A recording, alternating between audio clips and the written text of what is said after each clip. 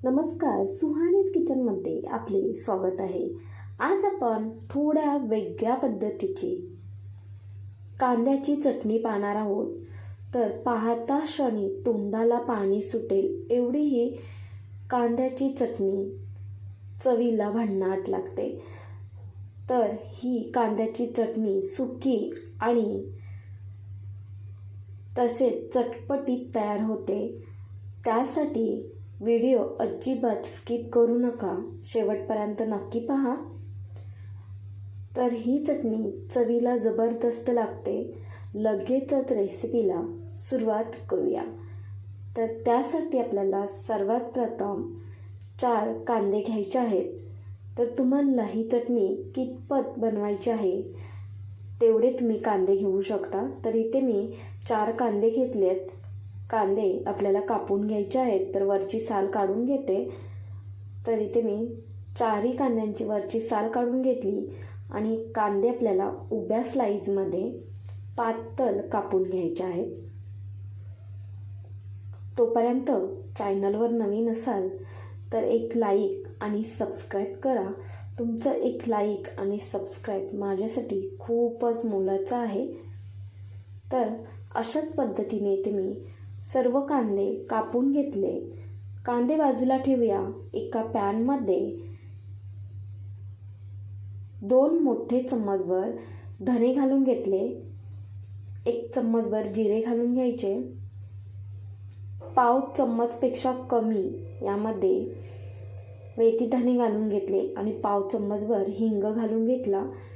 तर गॅसचा फ्लेम मंद ठेवायचा आणि मंद आचेवरती आपल्याला हे सर्व साहित्य गरम करून घ्यायचं आहे.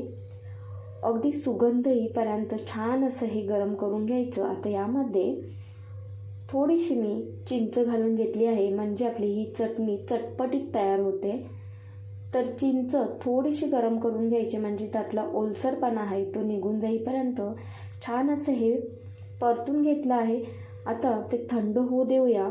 तोपर्यंत आपल्याला कांदा तळून घ्यायचा आहे. तर त्यासाठी तेल व्यवस्थित गरम करून घ्यायचे, कडकडीत गरम करून घ्यायचे. त्यानंतर गॅसचा फ्लेम मंद ठेवायचा आणि त्यानंतर थोडा थोडा करून आपल्याला कांदा हा तेलामध्ये घालून घ्यायचा आहे आणि तळून घ्यायचा आहे.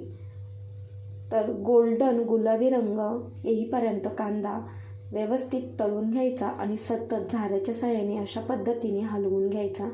जसं आपण बिर्याणीसाठी कांदा तळतो त्याच पद्धतीने आपल्याला हा कांदा तळून घ्यायचा आहे. तर इथे पाहताय तुम्ही मस्त असा गुलाबी रंग आलेला आहे. आता लगेचच मी कांदा काढून घेते. तर एका झाऱ्याच्या साहाय्याने हा कांदा सर्वच इथे मी काढून घेते. काढून घेतल्यानंतर झाऱ्याच्या साहाय्यानेच अशा पद्धतीने वरून दाबून घ्यायचं, म्हणजे एक्स्ट्राचे जे काही तेल असेल ते पूर्णपणे निघून जाईल, खाली पडेल आणि आपली चटणी अजिबात ओलसर होणार नाही. यासाठी ही ट्रिक नक्कीच करून घ्यायची आहे. जेवढे जमेल तेवढे तेल पूर्णपणे यातले निघून जाईपर्यंत हे छान असं दाबून घ्यायचे. त्यानंतर उरलेला कांदासुद्धा मी तळून घेतला आहे. सारख्याच तेलामध्ये 1 छोटी वाटीभर शेंगदाणे घालून घेतले आणि त्यामध्ये आपल्याला घालायचे आहेत 7 ते 8 लसूणच्या पाकळ्या. तर लसूणच्या पाकळ्या इथे मी सोलून घेतल्या आहेत आणि हे 1 ते 2 मिनिटभर लसूण आणि शेंगदाणे व्यवस्थित तेलामध्ये तळून घ्यायचे. त्यानंतर आपल्याला सुकी लाल मिरची घालायची आहे 7 ते 8. गॅस बंद करून घ्यायचा आणि कढीपत्ता घालून घ्यायचा. तर हे दोन्ही साहित्य पटकन असे तळले जाते, त्यामुळे गॅस बंद करून घ्यायचा आणि गरम तेल असतानाच यामध्ये आपल्याला हे व्यवस्थित असे तळून घ्यायचे आहेत. आता व्यवस्थित तळून घेतले आहे. आता लगेचच झाऱ्याच्या साहाय्याने हे मी काढून घेते. तर ही जबरदस्त चटणी लागते. तर साहित्य थंड होईपर्यंत मिक्सरच्या भांड्यामध्ये धने जिरे घालून घेतले. परतला आपल्याला यामध्ये 5 ते 6 लसूणच्या पाकळ्या घालून घ्यायच्या आहेत. चवीनुसार मीठ घालून घ्यायचे आणि हे मिक्सरमधून जाडसर वाटून घ्यायचे आहे. त्यानंतर यामध्ये आपल्याला कांदा घालून घ्यायचा आहे. तर त्या अगोदर शेंगदाणे आणि कढीपत्ता कांद्यामध्ये घालून घ्यायचा अशा पद्धतीने. तर कांदा जेव्हा आपण तेलामधून बाहेर काढतो तेव्हा टिश्यू पेपरवरती काढून घ्यायचा, म्हणजे तेल वगैरे त्यामध्ये असेल ते पूर्णपणे टिश्यू पेपरला लागले जाईल. आता यातला थोडासा कांदा, शेंगदाणे आणि कढीपत्ता मी बाजूला काढून ठेवते, म्हणजे चटणीवरती हे वरून टाकता येते आणि आपली चटणीसुद्धा चवीला जबरदस्तच लागते, तसेच दिसायलासुद्धा सुंदर दिसते. आता हे कांदा आणि मिरची हे सर्व साहित्य आहे ते मिक्सरच्या भांड्यामध्ये मी हे घालून घेतले.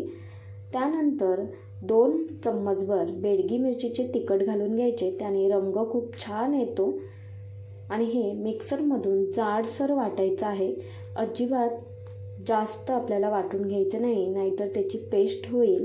कारण यामध्ये आपण तेलसुद्धा वापरलेले आहे, म्हणजे तेलामध्ये कांदा परतलेला आहे, त्यामुळे जाडसर वाटून घ्यायचं. आणि ते पाहताय तुम्ही, अगदी आपली सुकी चटणी छान अशी कांद्याची तयार झालेली आहे. तर तुम्ही अशा पद्धतीने कांद्याची चटणी एकदा नक्कीच बनवून पहा.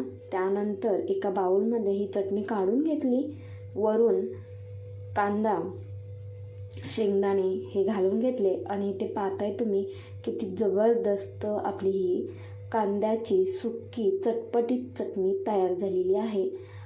तर ही चटणी तुम्ही भातासोबत खाऊ शकता, तसेच भाकरीसोबत, वडापावसोबत, दाबेलीसोबत खाऊ शकता. अप्रतिम चवीची लागते बरं का. तर मी ही चटणी भातासोबत एन्जॉय करते, खूपच मस्त लागते. आणि तुम्हाला ही रेसिपी कशी वाटली ते मला कमेंटमध्ये नक्कीच कळवा. आवडली असेल तर एक लाईक, शेअर, हाईप, तसेच सुहाणीत किचनला सबस्क्राईब करायला अजिबात विसरू नका. धन्यवाद.